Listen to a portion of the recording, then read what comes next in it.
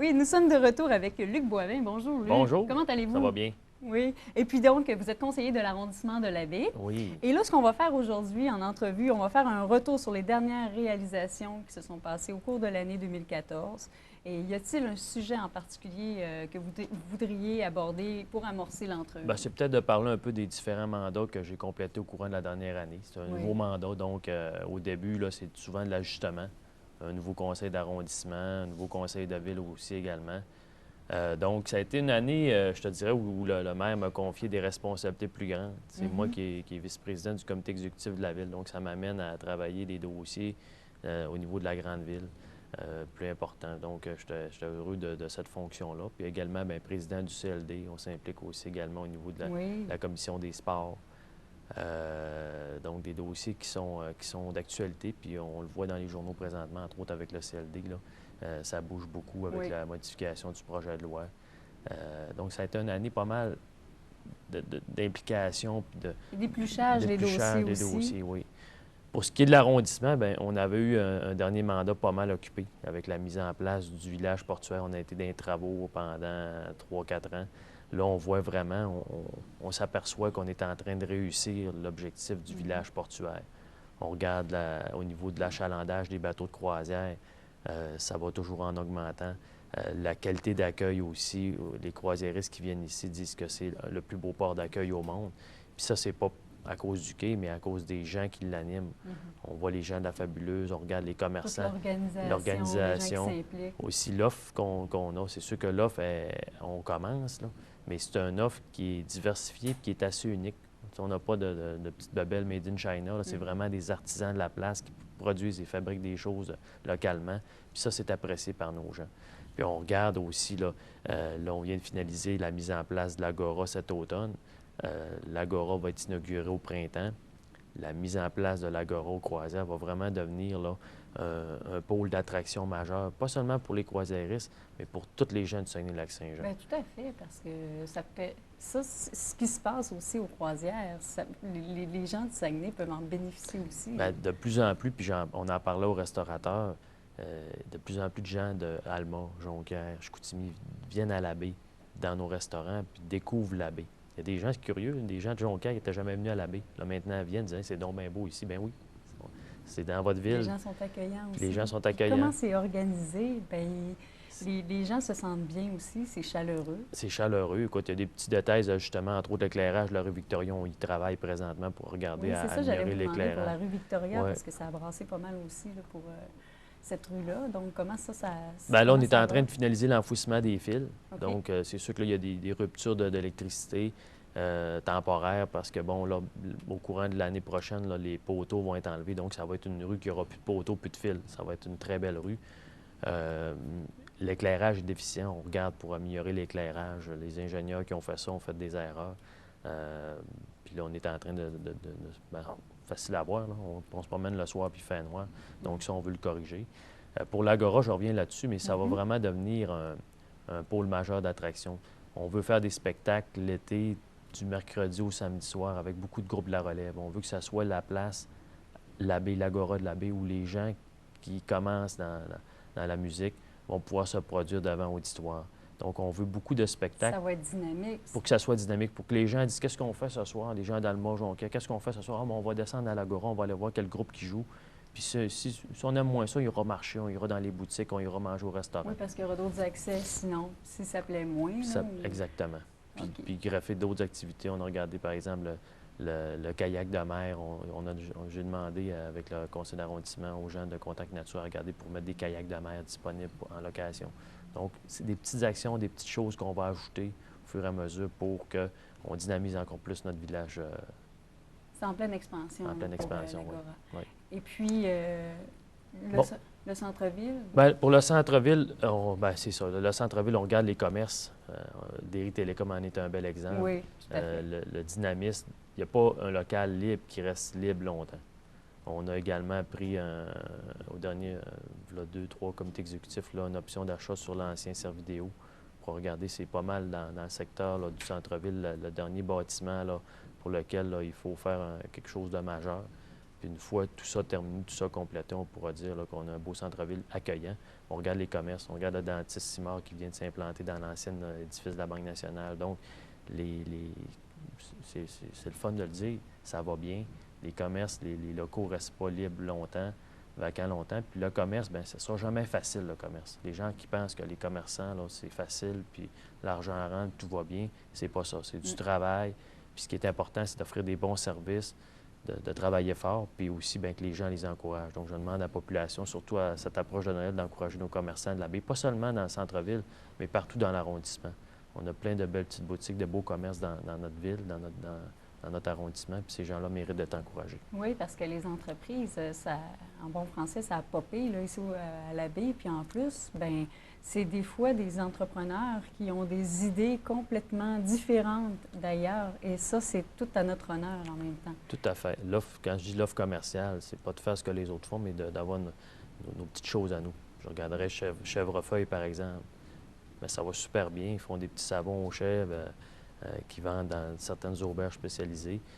C'est un beau produit unique. C'est pas des choses qu'on retrouve ailleurs. Puis c'est ça qu'on veut, puis c'est ça qu'on recherche. Comme les produits Feriza aussi, Oui. elle-même, Isabelle Grenon, a une chronique ici à Aujourd'hui en direct. Et puis, c'est des produits écologiques, biologiques, naturels, québécois. Une jeune commerçante qui va travailler fort pour la réussite de son commerce. Donc, ceux qui n'ont pas été la visiter, j'invite à le faire. Puis, c'est des beaux petits cadeaux de Noël à faire. Oui, tout à fait. Oui. Les autres dossiers, bien, le CLD. Le CLD a accaparé pas mal de temps. On sait que le gouvernement a changé la loi pour demander, dans le fond, l'abolition des CLD. Le projet de loi a été déposé juste avant les fêtes, devrait être sanctionné, on s'attend, dans quelques mois. Donc, il va y avoir une commission parlementaire, tout ça. D'ici ce temps-là, bien, les budgets ont été coupés de moitié. Malgré ça, on est en train de faire la réorganisation du service pour maintenir justement les fonds d'aide aux entreprises. C'est important pour moi que les entreprises puissent continuer de bénéficier des avantages du CLD, des services qu'elle offre, parce que c'est important. Souvent, des petits prêts qui sont faits là, dans la chaîne de financement permettent à des entreprises de réussir. Donc ça va être maintenu malgré les coupures qu'on va subir. Là. Oui, parce qu'on s'entend que les CLD, quand vous parliez de petits prêts, là, des fois, c'est l'aide de départ qui fait en sorte que l'entreprise a son bel élan. Et puis, il peut rapporter à l'économie de la région aussi. Il peut rapporter à l'économie de la région. Puis il y a des cas, on va prendre l'exemple, un que j'aime bien mentionner, la boulangerie du Royaume. Des gens qui avaient perdu leur emploi quand la huche sans pareil avait fermé. 5 travailleurs autonomes qui perdaient leurs emplois, étaient sur le chômage, formule STA d'aide, de soutien aux travailleurs autonomes. Ils ont une subvention, puis ils ont réussi à partir de leur entreprise, puis regarder ce que c'est aujourd'hui. Donc, sans le CLD, ça n'aurait pas pu... Ça a sa raison d'être. Démarrer, oui, effectivement. Et puis si ça change de nom, bien, ça changera de nom, mais ça, c'est pas grave. L'important, c'est que la formule demeure. La même. Oui. Et puis, pour la réorganisation du hockey mineur, donc vous en êtes le porte-parole. Bien, j'ai été nommé par le conseil de ville comme responsable du comité. OK. Mon rôle est de s'assurer de la mise en place d'un comité. Là. Donc, présentement... Parce que c'est en octobre dernier, je pense, ou fin septembre-octobre dernier, qu'il y avait vraiment... Bien, il y a eu... en fait, le hockey, c'est quelque chose qui est en mouvement. On regarde de plus en plus les gens voient leurs enfants dans la Ligue nationale, alors qu'on s'entend les derniers qui ont fait la Ligue nationale à la baie. Je pense qu'on remonte à Jean-Claude Tremblay ou Jeannot Gilbert. Je pourrais pas vous dire. mais n'empêche qu'on est une ville maintenant qui a des beaux équipements. La manière que ça fonctionne, c'est que la ville nomme des mandataires sur son territoire. Hockey Québec demande aux propriétaires des équipements, patinoires, puis on a 3 hockey mineurs dans la ville.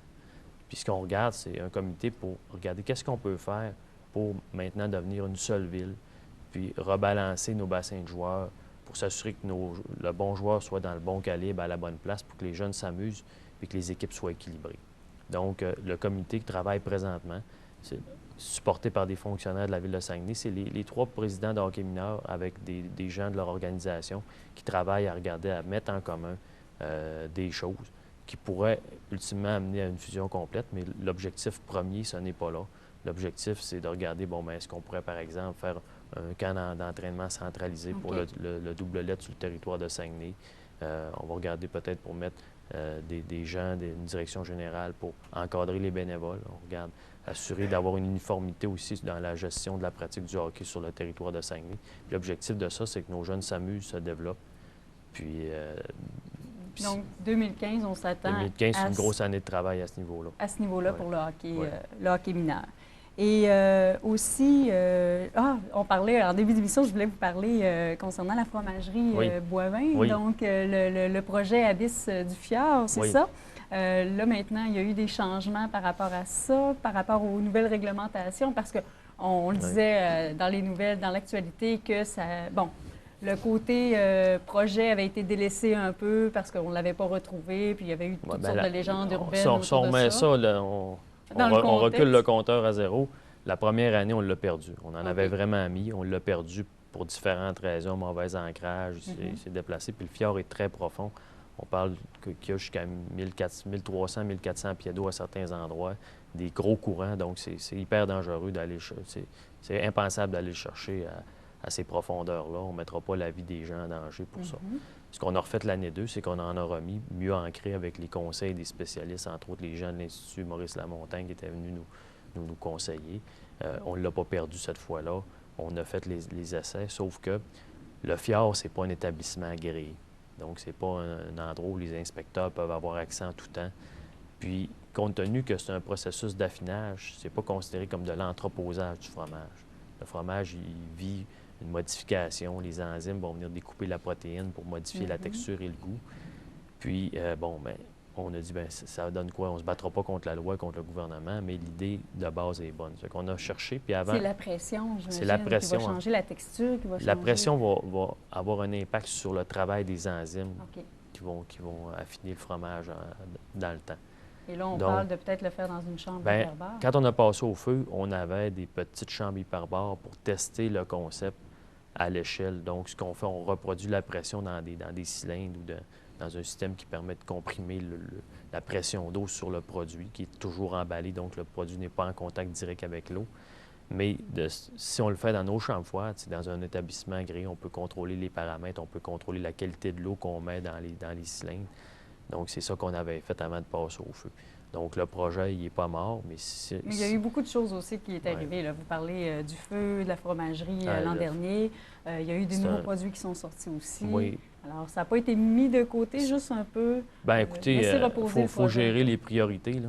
Oui. Quand on redémarre une usine de l'ampleur de notre usine, c'est pas simple. Là. Ça ne repart pas ça comme tu achètes un auto, tu mets ça dans le contact, puis ça part. Une usine comme la nôtre, nous autres, c'est comme 4 départements dans l'usine. On est en train de finaliser les derniers, on va dire, la phase de redémarrage, mais ça n'a pas été facile. Donc, quand c'est ça, on met nos énergies et notre focus là où il doit être mis. L'abysse n'était pas une priorité dans le cadre de la reconstruction.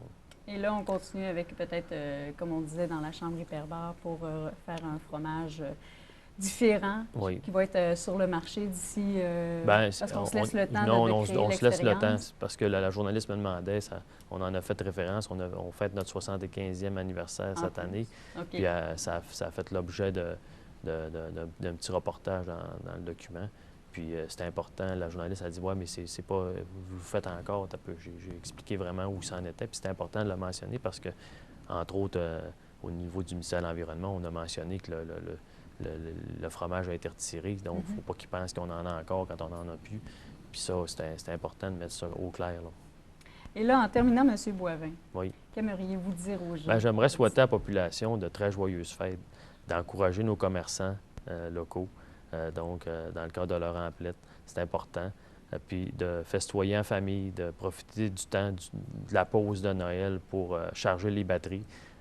Moi, je pense qu'il y a un bel avenir dans notre ville, dans nos entreprises. Puis, il faut prendre le temps d'en profiter puis de se recrinquer un peu. Là. Puis comme moi, pour ma part, ça va être ça. On va se reposer dans le temps des fêtes. Puis 2015 va être une année là, où on va continuer de travailler fort. Et donc, on se retrouve en 2015 pour un bilan 2015. 2015. Non, mais on peut revenir plus souvent aussi. Bien, on vous attend donc d'ici quelques mois pour nous faire...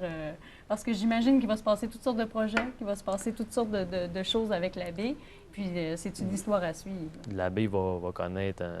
Monsieur le maire dit que c'est la plus belle place. Il ne dit pas trop fort pour rendre les autres jaloux, mais c'est la plus belle place dans toute notre ville. Puis et vous en êtes convaincu? Je pense qu'il a raison. Vous allez travailler en ce sens. Oui. Bien, merci beaucoup, M. Boivin. Bonjour.